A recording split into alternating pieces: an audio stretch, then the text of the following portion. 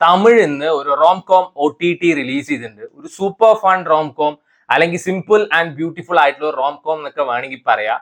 ഓഹോ എന്തൻ ബേബി എന്നാണ് സിനിമയുടെ പേര്. നെറ്റ്ഫ്ലിക്സിലാണ് സ്ട്രീം ചെയ്യുന്നത്. നമ്മുടെ വിഷ്ണു വിശാല് ആളുടെ ബ്രദറൊക്കെ അഭിനയിച്ച പടമാണ്. പേഴ്സണലി എനിക്ക് ഭയങ്കര ഇഷ്ടപ്പെട്ട ഒരു സിനിമയാണ്. ഞാൻ ഒരു എക്സ്പെക്ടേഷൻ ഇല്ലാതെ കണ്ടൊരു പടം. പക്ഷെ ഒരു സൂപ്പർ ഫൺ എന്റർടൈനർ എന്നൊക്കെ വേണമെങ്കിൽ പറയാം. ഈ സിനിമയുടെ തുടക്കത്തിൽ വിഷ്ണു വിശാല് കാതൽ എന്നാൽ എണ്ണ തെരീമ വെളിച്ചെണ്ണ മണ്ണെണ്ണ എന്നൊക്കെ പറഞ്ഞിട്ട് പറയുന്നുണ്ട്. വിഷ്ണു വിശാലും ആളുടെ ബ്രദറും കണ്ടുമുട്ടുന്ന ആ ഒരു പോയിന്റ് വിട്ടിട്ട് ലാസ്റ്റ് വരെ ഭയങ്കര എൻഗേജിങ് ആയിട്ട് പോയിട്ട് സിനിമയാണ്. ആൻഡ് ഫസ്റ്റ് ഹാഫ് അടിപൊളിയായിരുന്നു, സൂപ്പർ ഫൺ ആയിരുന്നു ഫസ്റ്റ് ഹാഫ്. സെക്കൻഡ് ഹാഫ് വേണമെങ്കിൽ ഒരു average second half. Usually rom കോമിൽ എങ്ങനെയായിരിക്കും ബ്രേക്കപ്പ് കാര്യങ്ങൾ അതൊക്കെയാണ് ഈ സെക്കൻഡ് ഹാഫിൽ പറഞ്ഞു പോകുന്നത്. പക്ഷെ ഫസ്റ്റ് ഹാഫ് നൈസ് ആയിരുന്നു കേട്ടോ, എനിക്ക് ഭയങ്കര ഇഷ്ടമായി. ഞാൻ സമയം പോയത് പോലും എനിക്ക് അറിഞ്ഞില്ല. ഈ സിനിമയുടെ ഫസ്റ്റ് ഹാഫിലെ ഷോ സ്റ്റീലർ വിഷ്ണു വിശാലോ ആളുടെ ബ്രദറോ അവരൊന്നും അല്ല. റവീന പറഞ്ഞിട്ട് ക്യാരക്ടർ ചെയ്തൊരു കൊച്ചുണ്ട്. And everybody deserves a neighbour like Raveena. ഈ സിനിമ കണ്ടുകഴിഞ്ഞാൽ നിങ്ങൾക്ക് മനസ്സിലാവും കിഡു ആയിരുന്നു കേട്ടോ. ആ കൊച്ചുമായിട്ടുള്ള സീൻസ് ഒക്കെ നൈസ് ആയിരുന്നു. ആ കൊച്ചു കിടിലം പെർഫോമൻസ് ആയിരുന്നു എന്നല്ല, അത് നിങ്ങൾക്ക് ഈ സിനിമ കാണുമ്പോൾ മനസ്സിലാവും. വിഷ്ണു വിശാലിന്റെ ബ്രദർ രുദ്ര, ആള് വന്നിട്ട് ആളുടെ ഡെബ്യൂ പെർഫോമൻസ് ആണെന്നൊന്ന് പറഞ്ഞാൽ വിശ്വസിക്കാൻ പോലും പറ്റില്ല. അത്രയും നൈസ് ആയിട്ടാണ് ആള് പെർഫോം ചെയ്തിരിക്കുന്നത്. ആളുടെ ചില ഇമോഷൻസ് എക്സ്പ്രസ് ചെയ്യുന്നതും അതേപോലെ തന്നെ ചില സമയത്ത് ആളുടെ ഈ എക്സ്പ്രഷൻസ് ഒക്കെ വളരെ നൈസ് ആയിരുന്നു. എനിക്ക് പേഴ്സണലി ഭയങ്കര ഇഷ്ടപ്പെട്ടു ആളുടെ പെർഫോമൻസ്. മീര പറഞ്ഞ ക്യാരക്ടർ ചെയ്ത കൊച്ചു നന്നായിട്ട് തന്നെ പെർഫോം ചെയ്യുന്നുണ്ട്.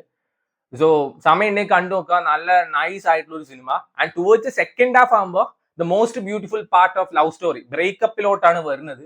അതിൽ ഏകദേശം ഈ അർജുൻ റെഡ്ഡി മോഡൊക്കെ പിടിച്ച് താടി വളർത്തി മുടി വളർത്തി അങ്ങനത്തെ കുറച്ച് കാര്യങ്ങളാണ് കാണിക്കുന്നത്. അതൊരു ആവറേജ് സെക്കൻഡ് ഹാഫ് ആയിട്ടാണ് തോന്നിയത്. സ്റ്റിൽ അത്യാവശ്യം നല്ല ട്വിസ്റ്റും ടേൺസും കാര്യങ്ങളൊക്കെ സെക്കൻഡ് ഹാഫിലും ഉണ്ട്, ഫസ്റ്റ് ഹാഫിലും ഉണ്ട്.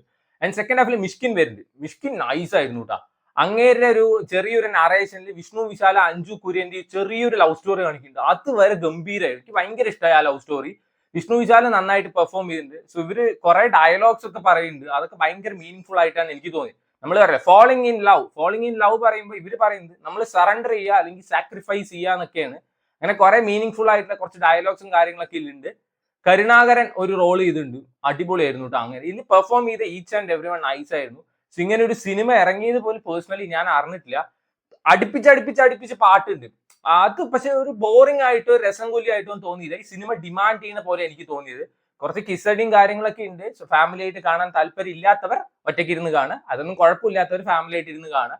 എനിക്കൊരു നൈസ് പടമായിട്ടാണ് പേഴ്സണലി തോന്നിയത്. ഞാൻ പേഴ്സണലി വിഷ്ണു വിശാലിന്റെ എല്ലാ പടവും കാണുന്ന ഒരാളാണ്. ഇങ്ങനെ തന്നെ ഗാട്ടാ ഗുസ്തി പറഞ്ഞ സിനിമ ഞാൻ തിയേറ്ററിൽ ഫസ്റ്റ് ദിവസം പോയി കണ്ടതാണ്. അതുകൊണ്ട് തന്നെ വിഷ്ണു വിശാൽ കുറച്ച് ക്വാളിറ്റി സാധനങ്ങളെ ചെയ്യുള്ളൂ എന്നുള്ളൊരു പ്രതീക്ഷ ഉണ്ടായിരുന്നു. നന്നായിട്ട് തന്നെയാണ് എല്ലാവരും പെർഫോം ചെയ്യുക. നല്ലൊരു കൊച്ചു പടമാണ്.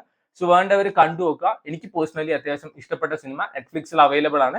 ഞാൻ ഇഷ്ടപ്പെട്ടു പറഞ്ഞു കഴിഞ്ഞാൽ അതായത് എല്ലാവർക്കും ഇഷ്ടപ്പെടുന്ന നിർബന്ധമില്ല. ഒരു അത്യാവശ്യം ഒരു ഡീസന്റ് റോം കോം എന്നൊക്കെ പ്രതീക്ഷിച്ച് പോയാൽ ഡിസപ്പോയിന്റഡ് ആവില്ല എന്ന് വിചാരിക്കുന്നു. Try it out.